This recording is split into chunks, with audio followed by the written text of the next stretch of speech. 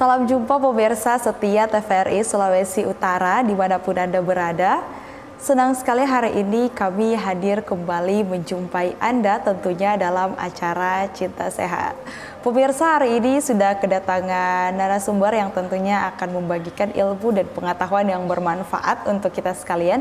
Langsung saja kita sapa, di sini sudah hadir Dr. Yani Anggriaini, spesialis neurologi dan spesialis gangguan tidur. Halo dokter. Halo Kak, apa kabar? Kabarnya dok? Baik, sehat. Alhamdulillah. Oke, hari ini pemirsa kita akan membahas topik yang sangat menarik, yaitu restless leg syndrome. Oke dok, mungkin kita langsung mulai aja nih. Pasti banyak nih yang kurang familiar sebenarnya apa sih ini restless leg syndrome gitu dok. Iya Kak, susah ya nyebutinnya Kak Aman deh. Ya memang restless leg syndrome itu bahasa Londonya atau bahasa Inggrisnya. Tapi kalau di Indonesia kita sebutkan dengan sindroma kaki gelisah. Sindroma kaki gelisah sendiri adalah penyakit yang tergolong penyakit gangguan tidur dan juga dia juga masuk ke penyakit gangguan neurologis yang menyebabkan kesulitan tidur malam. Kesulitan tidur malamnya disebabkan karena gejala-gejalanya biasanya kakinya setiap kali mulai berbaring rasa tidak nyaman, mungkin seperti ada yang ditusuk, ada yang kram, ada yang seperti menjalar di kaki. Jadi pasien akan cenderung akan lebih menggoyang-goyangkan kaki agar supaya dirasakan lebih nyaman.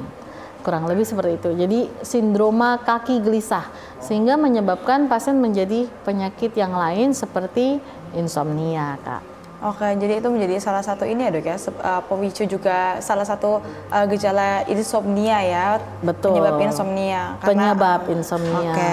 Nah dok, sebenarnya kalau penyebab utama dari restless leg syndrome ini apa sih dok?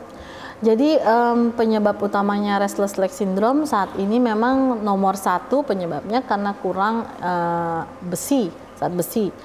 Jadi pasien yang biasanya mendapatkan keluhan-keluhan seperti ini atau gejala seperti ini atau penyakit seperti ini, biasanya pasiennya menderita penyakit anemia misalnya. Anemia bisa didapat dari mana?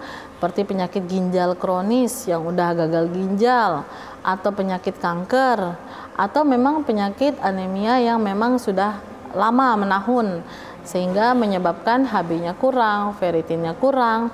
Itu yang akan menimbulkan gejala sindroma kaki gelisah tadi. Selain anemia, ada juga permasalahan dopamin di otak.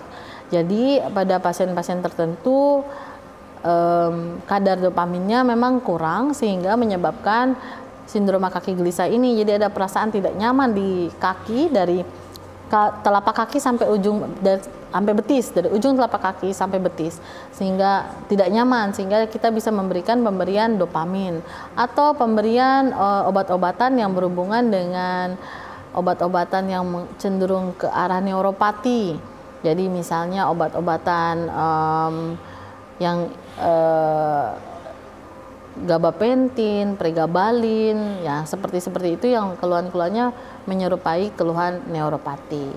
Oke, jadi itu penyebab-penyebab utama daripada restless leg syndrome ini ya dok ya. Iya. Oke, nah dok, sebenarnya kalau RLS ini aja ya kita sebutnya dok ya. RLS ini kan termasuk gangguan saraf, gangguan tidur atau keduanya sih dok? Sebenarnya keduanya. Jadi ini nanti karena dasarnya seperti yang saya sudah sebutkan tadi, penyebabnya yang pertama adalah kurangnya Hb, ferritin, dan juga adalah masalah dopamin.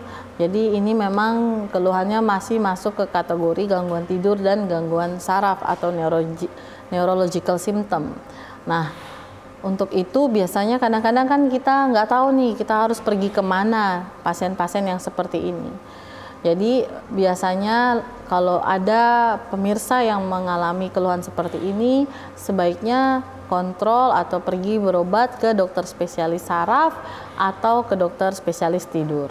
Oke, jadi bisa keduanya ya dok ya, karena bisa memang sebenarnya dari RLS ini berhubungan ya dok antara penyakit saraf dan juga penyakit tidur. Benar. Oke, nah dok kan untuk RLS sendiri nih, seberapa umum sih ini terjadi di masyarakat di Indonesia dok?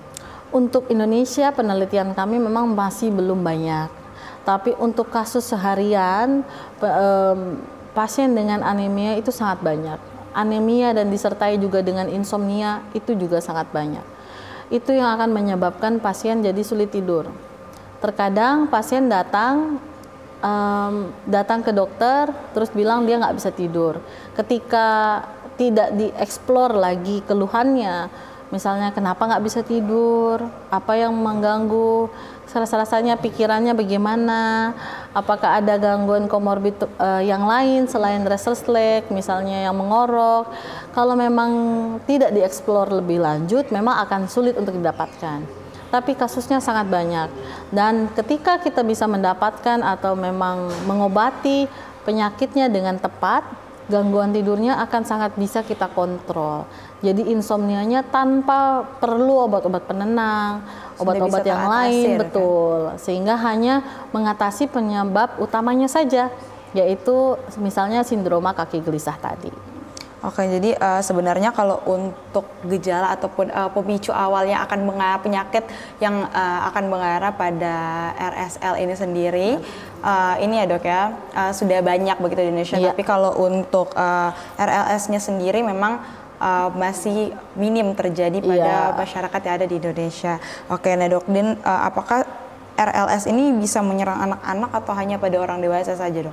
Iya, karena memang penyebabnya karena kurang ferritin, biasanya yang terjadi adalah pada pasien-pasien dengan gangguan ginjal kronis, pasien kanker dan yang lain-lain. Paling sering adalah pada orang dewasa, tapi tidak menutupi juga pada anak-anak. Jadi anak-anak juga kita punya penelitian yang kita lakukan secara internasional, secara global, untuk mengumpulkan data restless leg syndrome pada anak-anak, dan ini juga akan mengganggu tumbuh kembang anak nantinya. Nah, restless leg syndrome sendiri juga punya komplikasi. Komplikasinya itu juga akan cukup berat ya, karena kita kembali restless leg syndrome itu akan menyebabkan insomnia. Insomnia sendiri juga punya komplikasi selain di kardio cerebrovaskular, dia juga bisa berdampak, insomnia akan bisa berdampak menjadi gangguan penyakit yang lain seperti kanker dan yang lain sebagainya. Oke, jadi untuk restless leg syndrome ini sendiri juga tidak menutup kemungkinan terjadi pada anak-anak ya dok ya, dapat terjadi pada setiap kalangan. Betul. Nah dok, dan ini nih dok, bagaimana dampak RLS terhadap kualitas tidur atau aktivitas harian seseorang nih dok? Kalau misalnya seseorang terjadi dapat restless leg-nya, pasti kualitas tidurnya akan jadi tidak baik. Akhirnya di siang hari jadi gampang moody, terus habis itu tidurnya jadi terganggu, jadi gampang ngantukan, sulit konsentrasi, lemas, cepat capek. Itu sangat berdampak pada kehidupan seseorang. Makanya pasien biasanya datang ke dokter hanya mengungkapkan bahwa dia tidak bisa tidur malam hari. Tapi ketika dokternya eksplor, baru dia bilang, oh iya memang kakinya rasanya tidak nyaman, tidak bisa diam, begitu. Oke, nah dok, dan apa sih sebenarnya yang membedakan nih antara restless leg syndrome ini dengan kram otot biasanya dok? Baik, jadi kalau pada restless leg, dia hanya muncul biasanya di awal. Jadi ketika kita mau memulai tidur, atau kalau misalnya si gejalanya udah lebih berat, duduk saja lama, itu rasanya tidak nyaman. Itu kaki udah pasti goyang-goyang, terlempar-lempar, itu tidak nyaman. Jadi gejala untuk restless leg yang seperti ada yang merayap di betis, seperti menusuk, ada kram tebal, seperti ada semut yang berjalan, itu hanya muncul pada saat bangun, ketika berdiam lama, atau ketika fase kita mulai di atas tempat tidur, diam, lalu mau memulai tidur.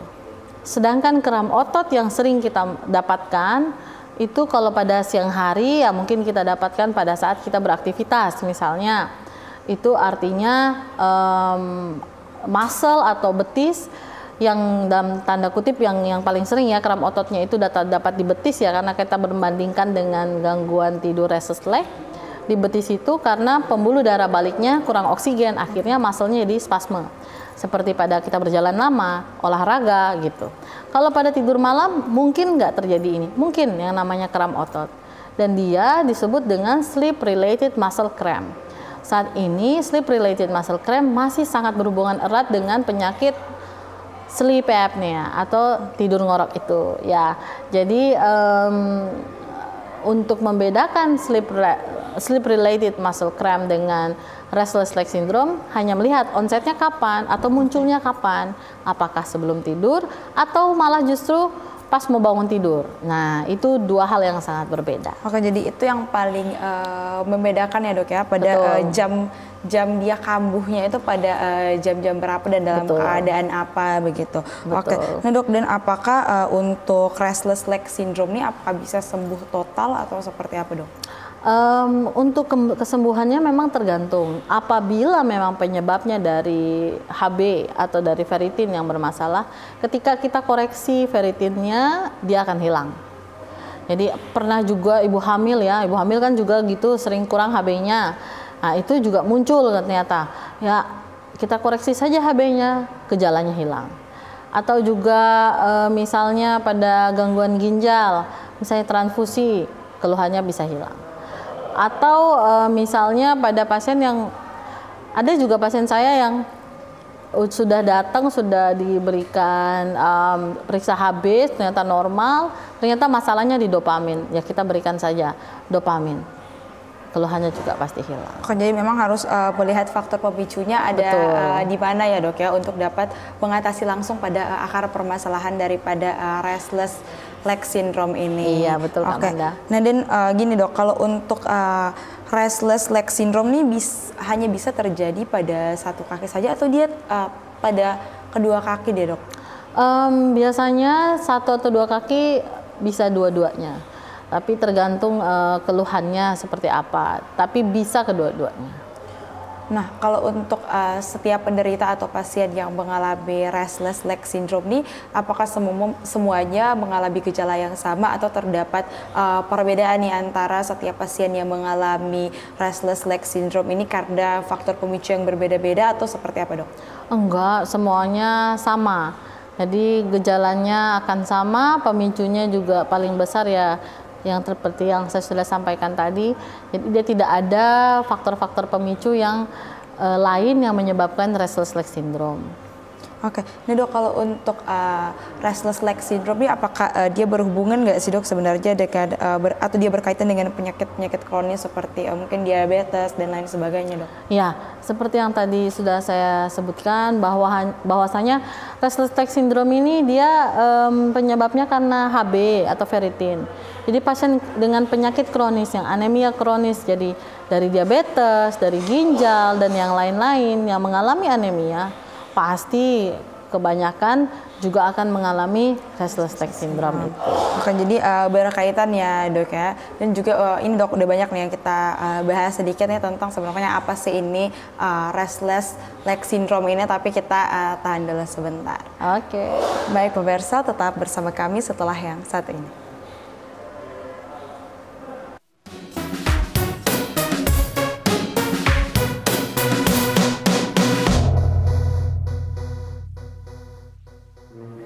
Nyobain belanja dulu ke mall. Beras, gula pasir, kopi, tepung.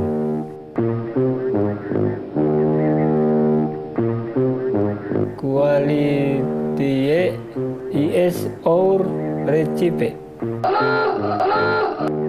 Sale.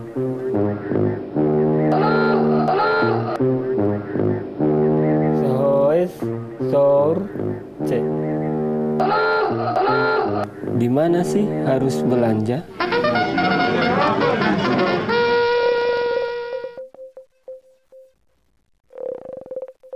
Loh, kok malah keluar? Pakailah bahasa Indonesia yang baik dan benar, biar saya tidak tersesat.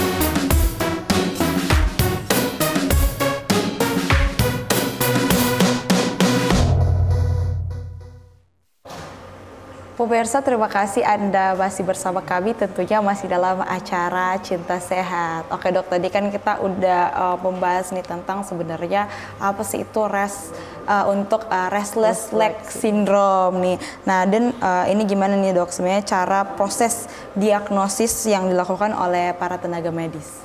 Oh iya, jadi mendiagnosa restless leg syndrome itu memang butuh tahapan. Tahapan pertama, pasien datang, kita anamnesis, kita jelaskan. Biasanya ada screening kuesionernya. Jadi ada kuesioner yang akan kita lakukan untuk screening. Kira-kira ini ada kecurigaan restless leg syndrome atau tidak. Lalu setelah dilakukan screening, pemeriksaan yang lalu kita bisa buat adalah pemeriksaan HB, pemeriksaan hapusan darah kalau dibutuhkan, dan pemeriksaan kadar ferritin. Nah, kalau misalnya sudah hasil-hasil tersebut kita evaluasi. Jika memang sangat diperlukan pemeriksaan lanjutan di laboratorium tidur, maka kita lakukan pemeriksaan polisomnografi di laboratorium tidur. Oke, dok, dan apakah ada skala nih atau alat ukur yang untuk menilai nih tingkat keparahan daripada restless leg syndrome sendiri? Kalau untuk melihat tingkat keparahan saat ini memang belum ada yang memang mendiagnosa ini severe, ini moderate, atau ini mild. Tapi kita ada kuesioner yang dapat membantu supaya melihat ke arah diagnosa untuk restless leg syndrome tadi. Karena tidak mudah membedakan restless leg syndrome tadi dengan mungkin muscle cramp, dengan juga neuropati. Jadi memang perlu pemeriksaan lebih lanjut. Oke, jadi memang harus ada tahapan lebih evaluasi dan tahapan lebih lanjut lagi untuk melihat sebenarnya bagaimana penyebab atau pemicu daripada restless leg syndrome ini. Betul, Kak Manda. Oke.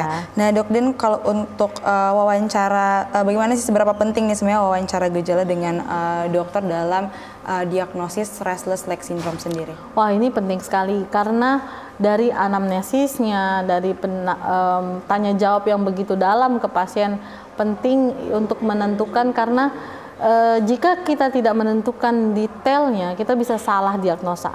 Salah diagnosa berujung pada salah penanganan. Ketika kita salah penanganan, tentu keluhannya tidak akan lebih baik.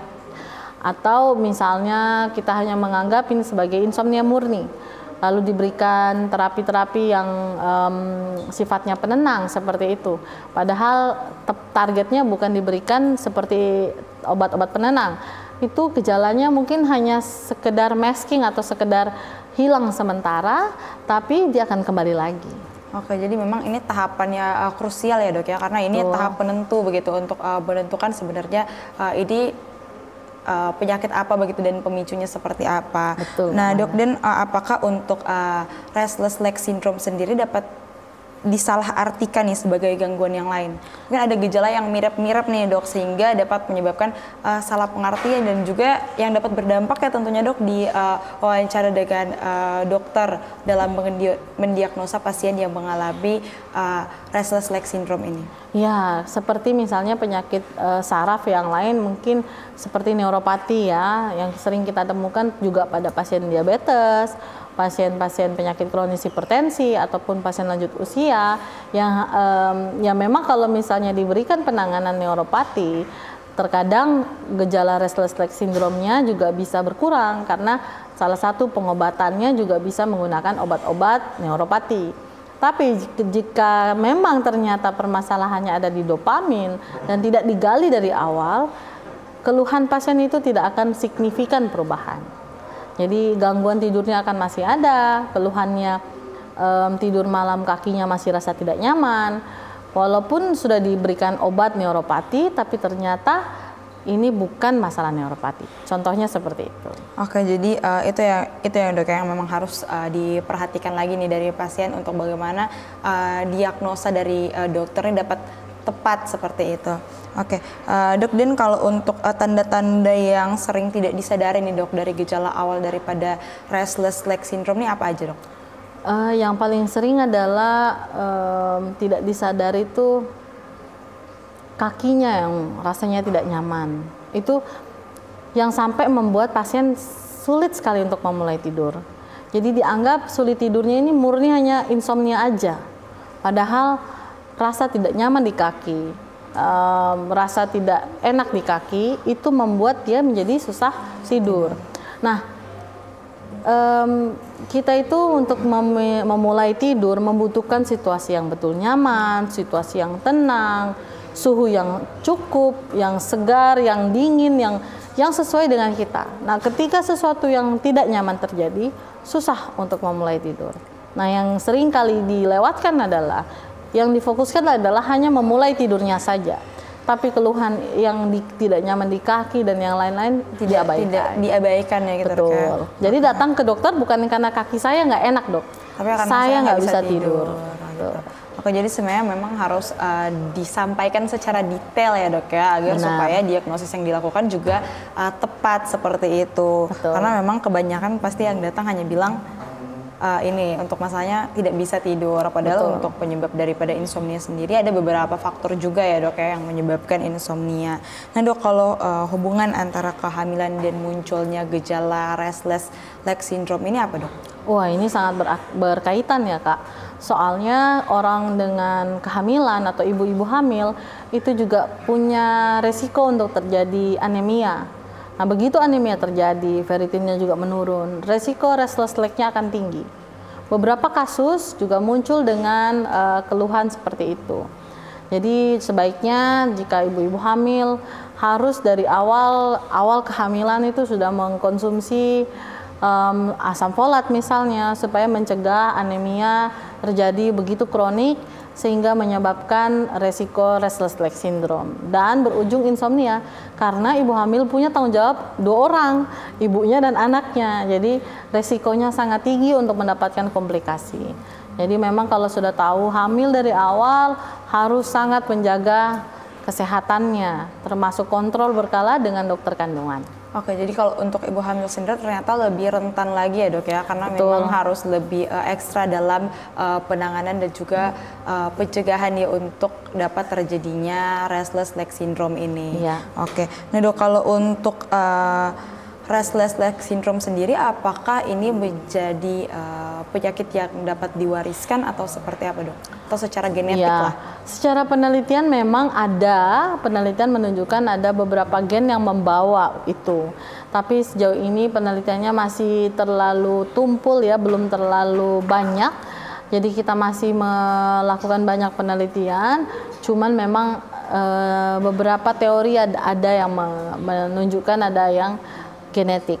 Jadi mungkin kalau dari penelitian sendiri masih belum kuat ya dok ya, terkait dengan apakah dari restless leg syndrome sendiri dapat diturunkan atau tidak, tapi mungkin dalam beberapa kasus ditemukan hal serupa ya dok ya. Betul. Oke. Jadi Nah, masih dalam penelitian saat ini. Iya, masih belum On kuat lah progress. ya, masih sementara penelitian apakah benar ini dapat diturunkan atau tidak. Oke, nah dok, kalau untuk peran atau gaya hidup sendiri sebagaimana besar sih berpengaruh nih kepada restless leg syndrome ini dok? Iya, jadi gaya hidup juga berpengaruh, karena misalnya gaya hidup yang pola makannya tidak sehat terutama ya, karena makanan itu sangat berdampak, seperti makanan yang banyak kafeinnya, atau minuman yang banyak kafeinnya, makanan yang terlalu banyak lemak, itu juga berpengaruh terhadap restless leg syndrome. Dia lebih memicu restless leg syndrome-nya menjadi lebih berat. Jadi gaya hidup dalam hal ini adalah pola makan harus dijaga dengan baik. Oke, jadi ternyata untuk pola makan sendiri sangat mempengaruhi ya dok ya, dapat menjadi salah satu faktor pemicu terhadap restless leg syndrome sendiri. Iya. Oke, dok, kalau untuk ini nih dok, seiring bertambahnya usia, apakah dapat memperburuk keadaan daripada restless leg syndrome itu sendiri? Iya, jadi usia memang pada usia lanjut geriatri, pasien-pasien yang mengalami anemia juga akan banyak. Nah, itu juga menambah resiko untuk terjadi restless leg syndrome, terutama juga pasien yang mengalami penurunan dopamin karena faktor usia tersebut, sehingga dapat menyebabkan keluhan restless leg syndrome itu sendiri. Jadi pasien usia lanjut pun kadang-kadang dengan adanya penurunan dopamin juga muncul keluhan selain restless leg syndrome, muncul keluhan yang seperti Parkinson. Jadi jalannya jadi kaku, gemetaran, jadi lambat, bungkuk dan sebagainya macamnya. Dan itu sangat berkaitan dengan restless leg syndrome. Oke, jadi memang untuk faktor usia sendiri juga mempengaruhi ya dok ya? Betul Kak. Oke, dapat memperburuk begitu situasi daripada restless leg syndrome sendiri. Oke, dok, kalau untuk obat nih atau terapi yang biasa nih direkomendasikan untuk para penderita restless leg syndrome sendiri ada apa aja dok?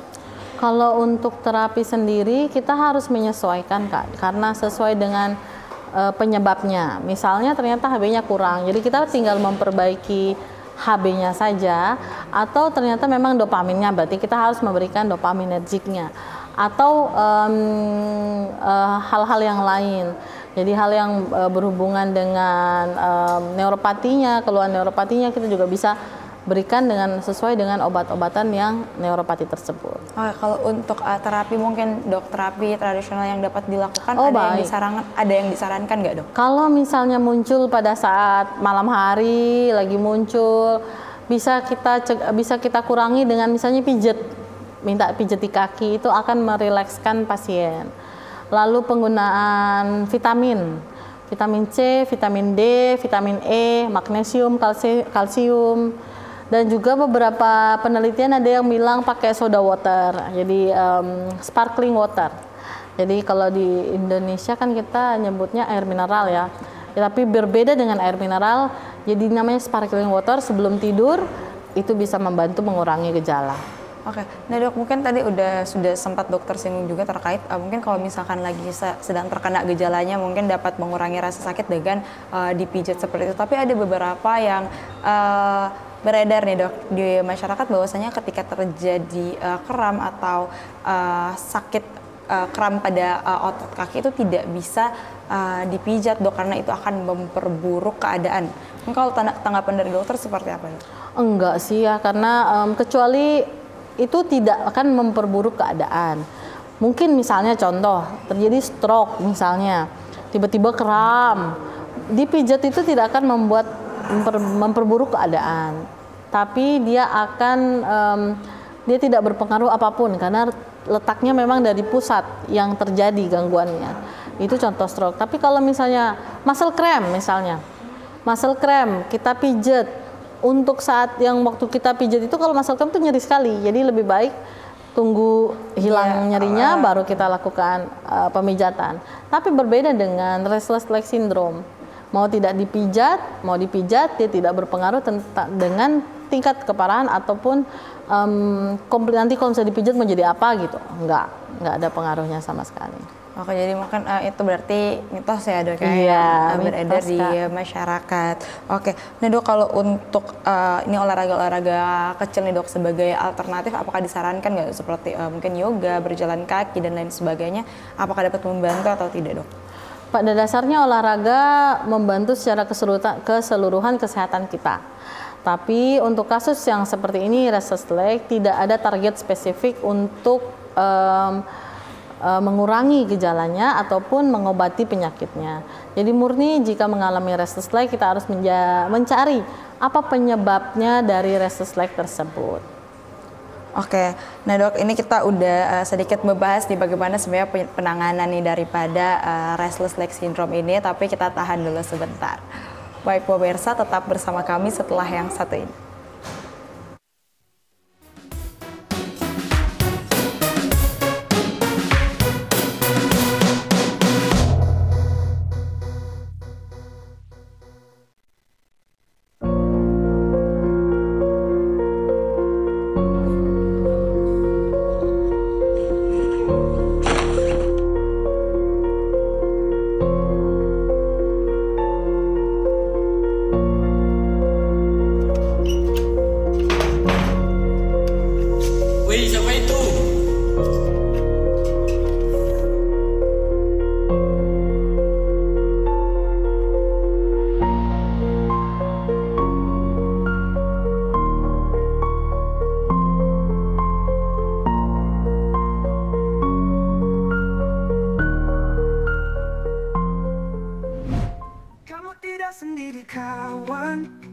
kau harus percaya.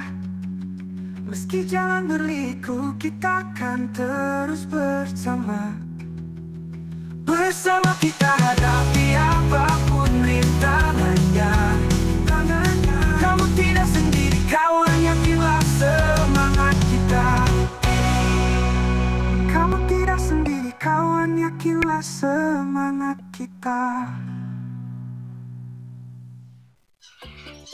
Teman, kenalkan, namaku Kalsius, binatang pelimata atau monyet terkecil di dunia. Orang bilang tuh lucu, mengemaskan, atau unik, lantang, dan dilindungi. Ini rumah tuh, hutan Tantoto. Tepatnya di Bitung, Sulawesi Utara. Akan selalu ramah kepada siapapun yang datang ke rumah tuh.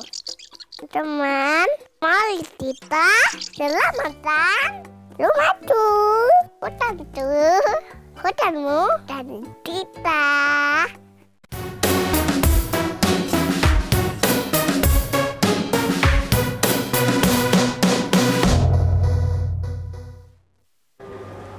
Pemirsa, terima kasih Anda masih bersama kami, masih dalam acara Cinta Sehat. Nah, tadi kan kita udah ngebahas nih sebenarnya bagaimana sedikit nih tentang penanganan dan juga pengobatan daripada restless leg syndrome itu. Nah dok, kalau untuk peran suplemen zat besi nih atau magnesium dalam pengobatan RLS sendiri itu seperti apa dok? Jadi memang sangat berpengaruh ya, karena dengan suplemen-suplemen zat besi, magnesium, kalsium, dia sangat zat besi sendiri dia berpengaruh langsung pada kadar ferritin dari darah. Jadi artinya restless leg syndrome-nya ditargetkan langsung di situ. Sedangkan kalsium magnesium dia akan berpengaruh dengan impuls dari saraf yang diberikan. Jadi keluhan yang kayak di kaki ada kebas atau bukan kebas, crawling atau berjalan atau apa, impuls itu kan dia berasal dari saraf. Nah, saraf itu salah satu komponen yang sangat membantu untuk kita supaya lebih stabil ya, karena di situ ada potensial aksinya. Kita bisa gunakan suplemen kalsium maupun magnesium. Oke, jadi memang sangat membantu ya dok ya dalam tahap penyembuhan daripada restless leg syndrome itu sendiri. Betul Kak, dan kalsium magnesium juga perlu dicatat, kalsium magnesium dapat membantu supaya kualitas tidur kita jadi lebih enak. Oke, jadi dia sekalian ya dok ya, selain dapat membantu penyembuhan daripada restless leg syndrome itu sendiri, juga dia dapat mengatasi insomnia yang terjadi. Iya, gangguan tidurnya juga akan lebih dikurangi. Oke, nah dok, kalau misalkan nih dalam mengonsumsi obat-obatan jangka panjang nih dikarenakan restless leg syndrome itu sendiri, apakah terdapat efek samping tertentu atau tidak dok? Ini perlu, ya ini penting banget Kak, karena sering kita itu masyarakat awam sering salah paham. Kalau minum obat, saya nanti ke depannya akan terjadi gangguan ini, gangguan itu gitu ya. Ada beberapa obat yang memang tidak bekerja di ginjal. Contohnya obat-obatan yang seperti yang saya sudah sebutkan, yang seperti obat-obatan dopaminergic tadi, yang dibutuhkan ketika kita mau mengobati penyakit sindroma kaki gelisah ini, itu dia tidak bekerja di ginjal. Jadi untuk penggunaan yang cukup panjang, dia masih dalam batas aman. Seperti itu. Jadi pemantauan yang perlu dilakukan ya, kalau memang bisa dilakukan, pemantauan fungsi ginjal juga bisa dilakukan. Jadi obat-obatan yang seperti itu ya tidak mengganggu fungsi ginjal. Namun kalau misalnya kan restless leg syndrome ini kan ada unsur dalam tanda kutip nyerinya ya. Kalau misalnya justru mengkonsumsi obat-obat nyeri yang cukup panjang, itulah yang akan dapat menyebabkan komplikasi di ginjal nantinya. Karena dia akan merusak fungsi ginjalnya tersebut. Oke, jadi seperti itu ya dok ya, kalau untuk mengonsumsi obat-obatan secara jangka panjang sendiri, tapi kalau memang masih dalam pantauan dokter dan juga ketentuan ya daripada dokter spesialis, rasanya aman ya. Betul. Seperti itu dok ya. Tapi ketika mengonsumsi obat-obatan di luar yang direkomendasikan, malahan yang akan memperburuk gitu, yang akan dapat berpotensi menjadi penyakit yang lain. Iya, karena mungkin dia ngerasa ini nyeri. Jadi dia pasien tersebut cuman pergi ke warung minum atau obat pereda nyeri aja ya, beli obat pereda nyeri. Tapi itu dikonsumsi hampir tiap malam misalnya karena nyeri terus. Bukan datang ke dokter tapi malah ke apotik atau ke warung untuk beli obat nyeri, akhirnya ginjalnya rusak. Oke, jadi yang ditangani itu hanya nyerinya, yang padahal bukan dari situ ya dok, yang harus diselesaikan adalah pusat daripada dasar penyakitnya. Oke, nah dok, kalau ini nih seberapa penting sebenarnya pengaturan pola tidur nih bagi pasien yang terkena restless leg syndrome? Iya, jadi pasien dengan restless leg syndrome pada awalnya memang kalau belum ditangani, kita memerlukan penanganan yang intens. Intens itu seperti apa? Selain memberikan pemberian pengobatan, kita juga harus memberikan sleep hygiene atau edukasi mengenai sleep hygiene yang baik. Sleep hygiene yang baik itu berdasarkan jam makan yang selalu on time, jam olahraga, mengurangi kalau pada waktu usia tua, mengurangi jam tidur siang. Artinya boleh tidur siang, tapi jamnya hanya maksimal 20 menit. Yang berikut adalah menjaga jam tidur dan jam bangun harus tetap konsisten. Artinya hari ini tidur jam 10, bangun jam 5, besok juga harus sama, tidur jam 10, bangun jam 5. Besoknya lagi juga harus sama, tidur jam 10, bangun jam 5. Harus konsisten. Oke, jadi memang untuk pengaturan pola tidur sendiri harus diperhatikan ya dok ya, karena itu menjadi salah satu faktor pentingnya. Betul Kak Mana. Oke, nah dok, dan sebenarnya apa sih yang bisa dilakukan nih jika dalam perjalanan mungkin atau dalam pekerjaan, dalam aktivitas sedang bekerja terus tiba-tiba mengalami gejala daripada restless leg syndrome itu sendiri dok? Oke, jadi memang restless leg syndrome ini paling sering kita dapati waktu kita sedang tidak aktif. Nah, kalau misalnya lagi muncul waktu pada saat aktif, mungkin ini bukan cenderung ke arah restless leg. Namun kalau memang muncul lagi restless leg-nya pada saat kita sedang duduk lama atau saat kita mau memulai tidur, bisa kita kurangi dengan menggoyangkan kaki atau dipijat. Tapi itu sebenarnya tidak akan membantu kita untuk dapat memulai tidur dengan baik. Tetap dia akan muncul lagi. Ketika hilang, dia akan muncul lagi. Jadi memang harus penanganannya harus benar-benar dari dasarnya. Oke, dok, dan mungkin untuk restless leg syndrome itu sendiri, apakah kalau dibiarkan akan menjalar ke penyakit yang lain seperti apa dok? Untuk restless leg syndrome sendiri dibiarkan, penyakit yang lain sih sebenarnya enggak. Yang ditakutkan justru seperti ini, ketika mengalami insomnia. Ternyata setelah dievaluasi mengalami restless leg. Setelah kita evaluasi ternyata anemia kronis. Setelah anemia dievaluasi, anemianya datang dari mana? Ternyata ditemukan dia kanker.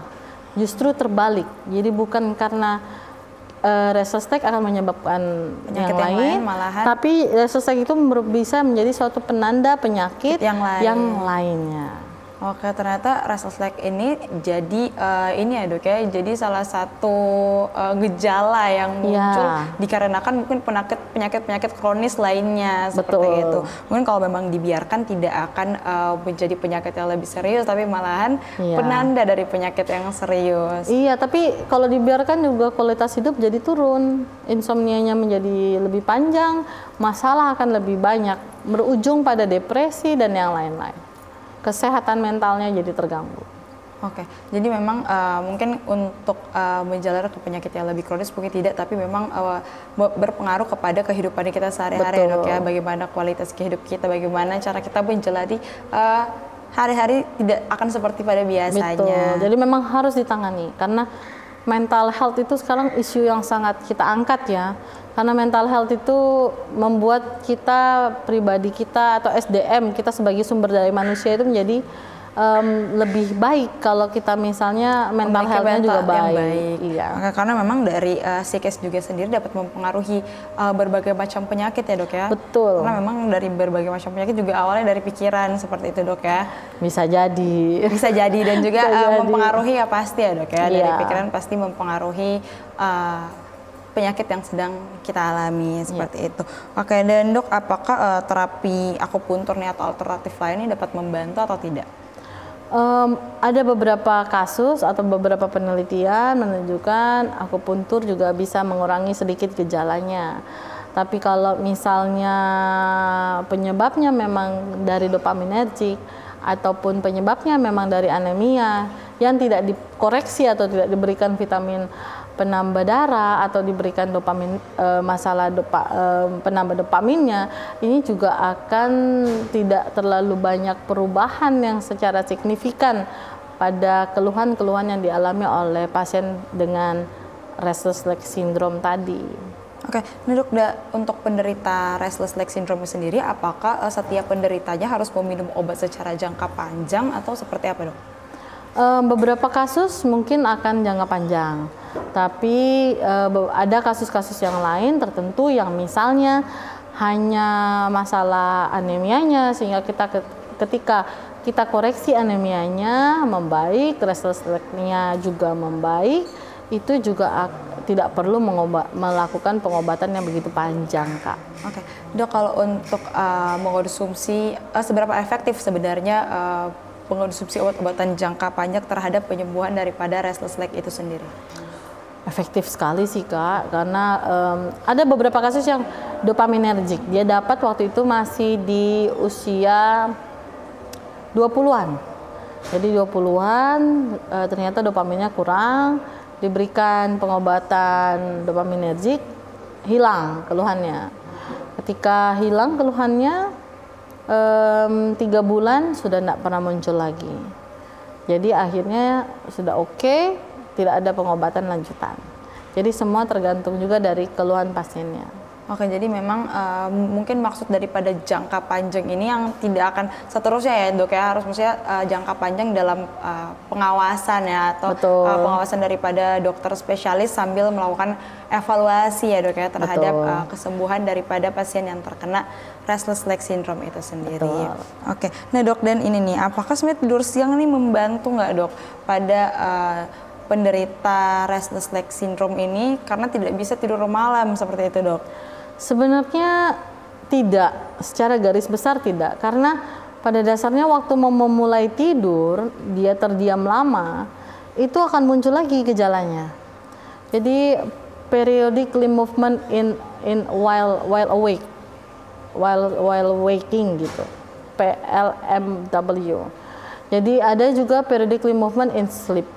Nah, kalau misalnya restless leg syndrome-nya tidak diobati dengan tepat, artinya tidur malamnya terganggu, tidur siang pun kemungkinan besar akan terganggu, akan sulit, karena mengalami keluhan yang sama. Ketika diam, tidak ada aktivitas, tidak aktif, keluhan itu akan muncul. Oke, jadi memang yang berpengaruh tuh bukan pada siang atau malamnya ya, tetapi pada ketika pasien sedang beraktivitas, ketika minim aktivitas gitu ya dok ya, lagi duduk gitu, lagi mau bersantai, biasanya di situ gejalanya muncul. Bisa muncul. Oke, nah dok, dan sebenarnya gaya hidup seperti apa nih yang dapat membantu mengurangi atau dapat mencegah untuk terjadinya restless leg syndrome itu sendiri? Untuk gaya hidup, kita seperti biasa dalam mempertahankan kehidupan kita yang sehat, kita punya 3 fondasi dasar, yaitu diet, exercise, dengan sleep yang enough. Jadi artinya diet yang berimbang, protein, karbohidrat yang berimbang, lalu exercise yang cukup, dan jam tidur kualitas dan kuantitas tidurnya juga bagus. Jadi 3 fondasi dasar ini yang menyebabkan kita benar-benar at our top performance. Artinya kita benar-benar sebagai manusia yang sehat, tidak ada masalah yang berhubungan dengan mental ataupun physical illness. Oke, jadi memang untuk pola hidup sehat yang sangat disarankan ya dok ya. Jadi ketika kita memang menjalani pola hidup sehat, ya memang akan sangat membantu dan memberikan efek yang besar ya dok ya terhadap kehidupan kita atau kualitas hidup kita. Betul Kak. Oke, nah dok kalau untuk mungkin kebiasaan buruk nih yang perlu kita hindari untuk dapat mencegah terjadinya restless leg syndrome itu sendiri ada seperti apa aja dok? Kalau untuk kebiasaan buruk, karena berhubungan tadi dengan kebiasaan yang bagaimana kita harus sehat, ini yang paling sering nih kita temui nih ke anak-anak muda sekarang, minum kopi dulu di malam hari. Wah, ini kebiasaannya sangat buruk. Karena pertama, kopi mengandung kafein yang menyebabkan kita sangat agitasi ya. Artinya kita impulsnya tuh terlalu tinggi. Akhirnya susah mau tidur, kadang-kadang jadi gelisah, putar kanan, putar kiri, putar kanan, putar kiri. Jadi nggak tenang gitu, karena minum kopi sudah di jam-jam 7, jam 8 malam.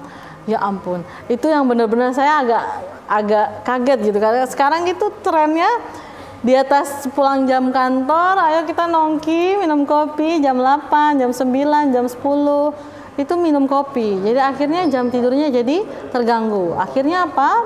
Tidak enak tidur malam, gelisah di tempat tidur, putar-putar kaki goyang-goyang. Dan basic dari segitiga kehidupan kita yang saya sebutkan tadi itu hilang langsung. Itu langsung tidak ada kualitas hidupnya, kualitas dia sebagai manusia pasti langsung drop. Oke. Berarti ini ya dok ya, itu yang harus sangat diperhatikan karena memang itu yang paling banyak terjadi di masyarakat sekarang ini ya dok ya. Oke, ini akan menarik terhadap pembahasan kita, tapi kita tahan dulu sebentar. Baik pemirsa, tetap bersama kami setelah yang satu ini.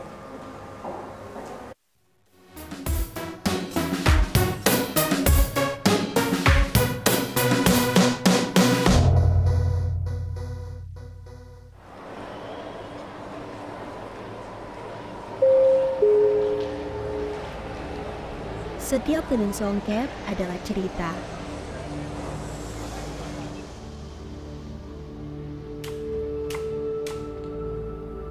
Setiap helai adalah warisan. Kain tenun songket bukan hanya sekedar kain, tetapi juga simbol kebanggaan dan identitas kita.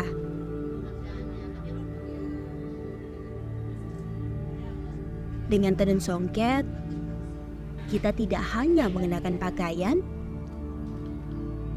tetapi juga melestarikan tradisi dan merayakan keindahan budaya.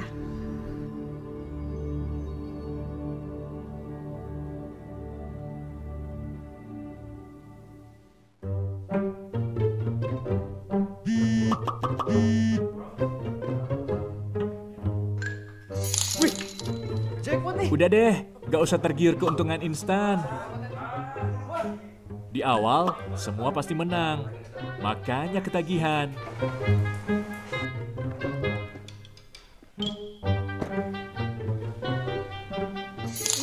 Menang terus sih, tapi modalnya kan juga gede. Mas, gas habis.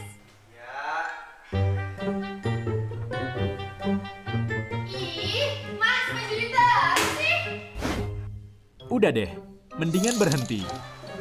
Jangan nunggu sadar saat semua menghilang. Stop judi online. Yuk, bersama berantas judi online.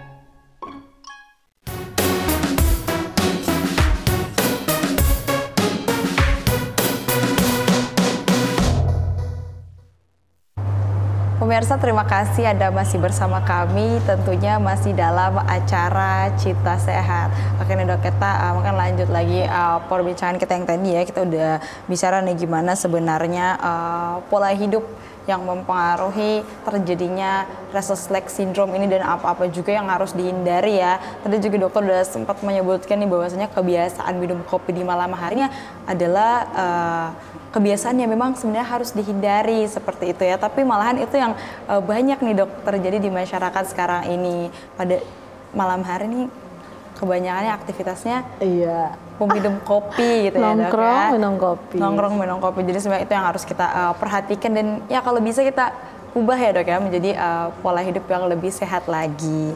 Oke, nah Dok, dan sebenarnya gini nih, Dok, seberapa penting nih edukasi terhadap masyarakat terkait restless leg ini yang perlu untuk diketahui dan diperhatikan, Dok?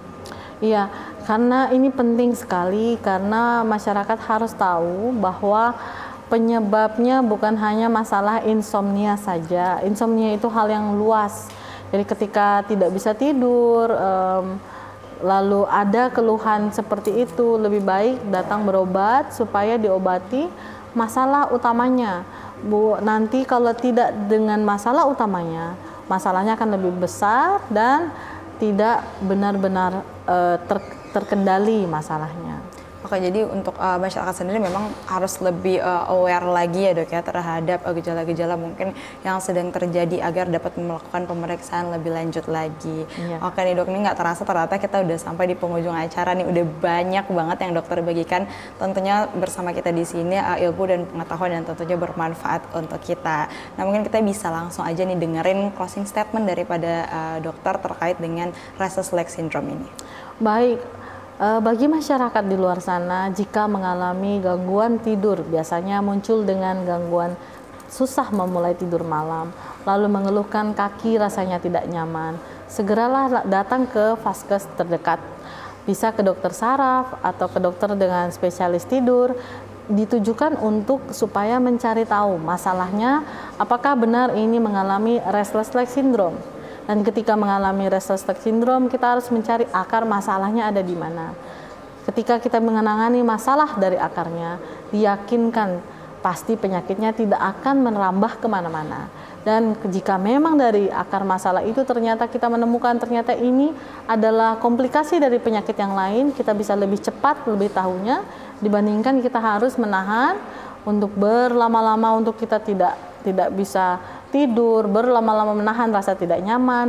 Lebih baik segera diobati, segera ditangani supaya targetnya atau masalah akarnya dapat kita angkat.